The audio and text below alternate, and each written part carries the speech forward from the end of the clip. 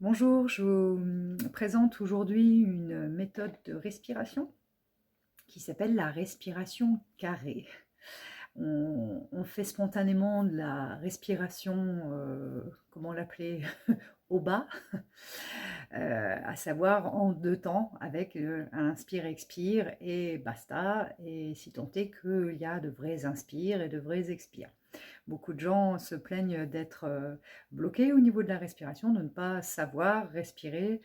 Et je crois qu'il y a la nécessité d'aller approfondir cet art-là.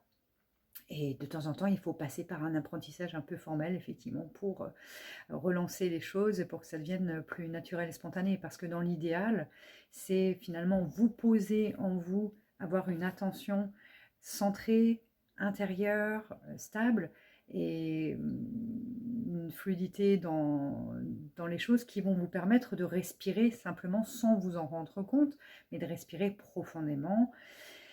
Et avant cela, eh bien, parfois, il faut faire des sessions de respiration. En Qigong, on a l'habitude d'utiliser le mouvement.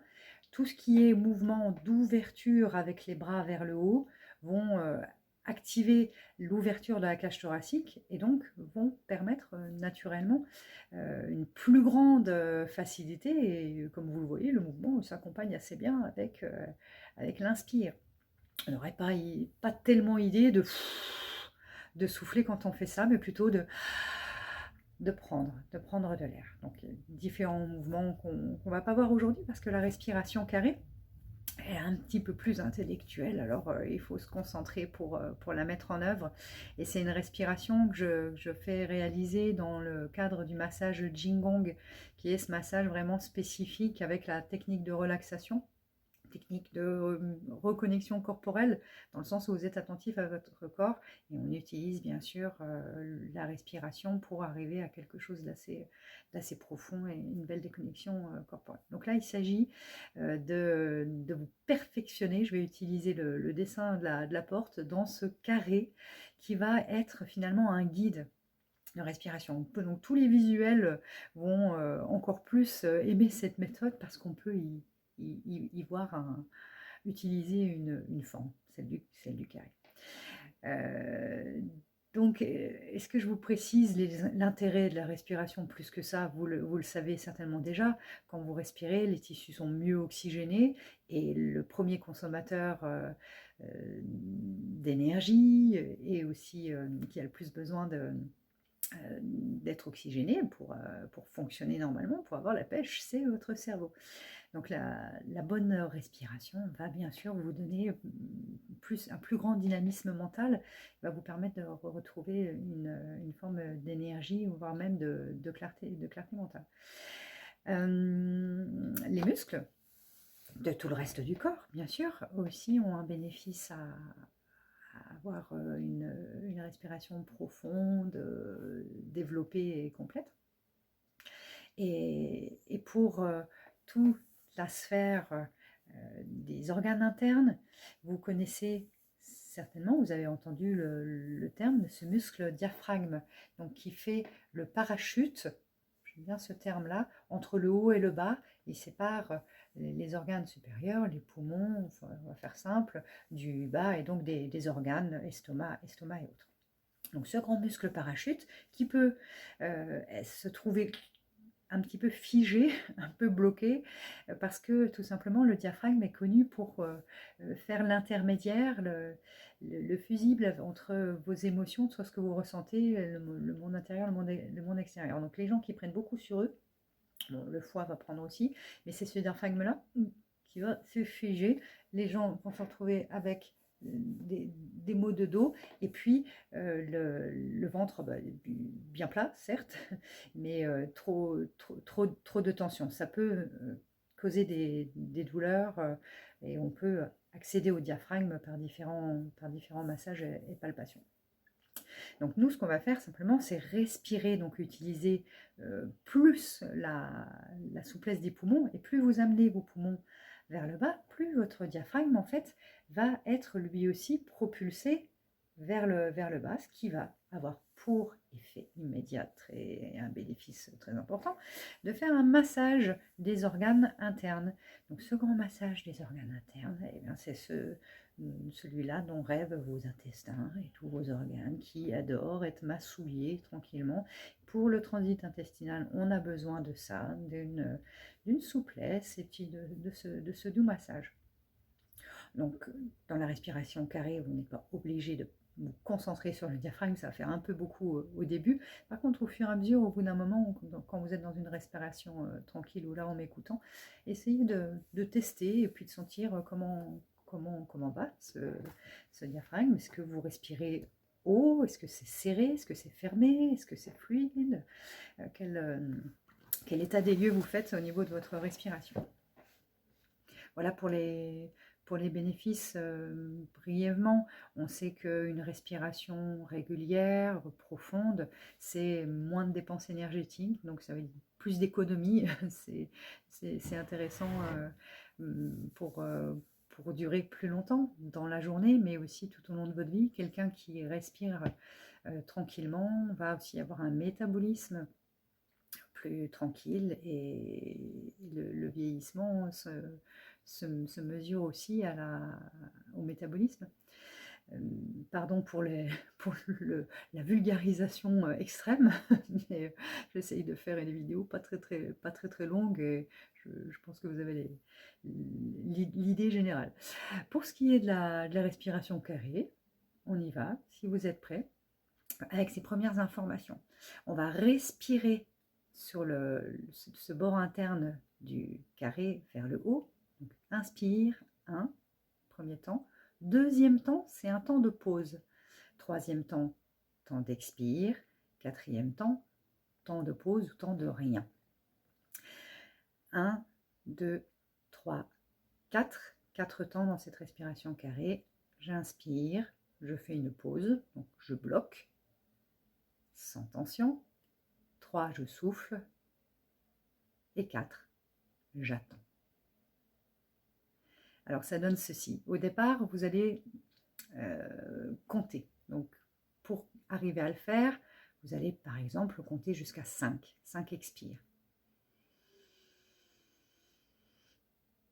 À ce moment-là, il y a une pause, comme je vous le disais. Au début, vous allez voir que cette pause-là, elle est hyper longue et qu'au départ, vous arrivez juste à faire un petit chapeau de 1 seconde, ce qui fait que on est plutôt dans une respiration triangulaire que carrée. Au fur et à mesure, et en tout cas l'objectif, c'est une grande pause là, sans rien faire. En 3, vous soufflez. Et vous soufflez le plus longtemps possible. Ici, on peut être à 5, à 7, assez rapidement. Quand vous inspirez 1, 2, 3, 4, 5, vous faites une pause 1, 2, 3. Sur l'expire, vous pouvez directement, pour la plupart d'entre vous, arriver à compter jusqu'à 7 sans augmenter la vitesse. Donc 1, 2, 3, 4, 5, 6, 7, soufflez. Et comptez des temps de pause, peut-être au départ un temps de pause de 5. Si je fais très schématique, l'idéal ce serait de faire 1, 2, 3, 4, 5. J'inspire, 1, 2, 3, 4, 5, pause, et 1, 2, 3, 4, 5 d'expire, et 1, 2, 3, 4, 5 sans rien faire. Ça, c'est le carré parfait.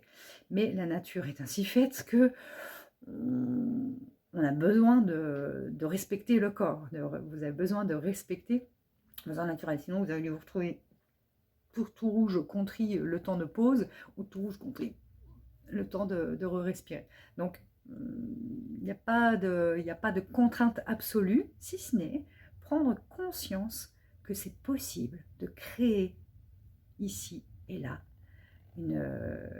une marge, un espace, et que la respiration n'est pas... D'habitude, on voit ça là, et on recommence. Et des gens qui se trouvent à faire cela se trouvent hyper fatigués, hyper... alors ça tonifie, hein, ça crée même finalement trop d'oxygène. Il y a des techniques de stimulation de respiration intense où on va vous faire ça. Là, c'est pas tellement ma recommandation parce que moi je suis plutôt dans une recherche de quelque chose qui est utile dans la profondeur et puis intégrable dans le quotidien. Donc, augmenter simplement ce petit temps de pause. Au départ, vous n'aurez pas une respiration carrée, mais une respiration rectangle. Donc on fait ensemble une respiration facile, rectangle, au démarrage. Donc respirez, 1, 5, bloquez, soufflez.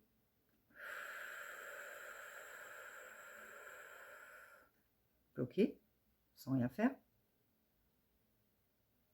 On a fait 5, 2, 5, 3. Au fur et à mesure, ce petit trapèze, ce rectangle, va devenir plus grand. Donc on essaye de le faire ensemble on essaye quand même sur 5 temps. Allez-y, respirez. Bloquez. Soufflez. Tenir. Inspirez. Tenir. Bloquer. Souffler. Tenir. Et encore. Je vous laisse compter.